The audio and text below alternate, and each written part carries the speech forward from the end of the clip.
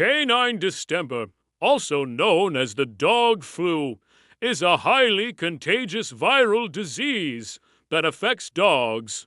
It's caused by a paramyxovirus that targets a dog's respiratory, gastrointestinal, and nervous system. The virus spreads mainly through airborne droplets from an infected dog's cough or sneeze. It can also be transmitted through shared food and water bowls. After exposure, it takes about 1 to 4 weeks for the incubation period to end and for clinical signs to appear.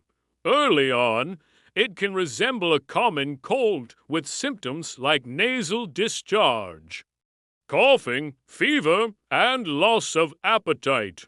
As the disease progresses, dogs may develop vomiting, diarrhea, and thickened foot pads, a condition called hard pad disease.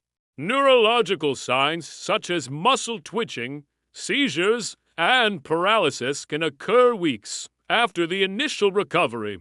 Diagnosis is based on clinical signs, blood tests, and detection of viral antigen in nasal or eye swabs. There is no specific antiviral cure for canine distemper. Treatment is mostly supportive, including fluids, antibiotics to prevent secondary infections, and anticonvulsants if needed. Vaccination is the cornerstone of prevention.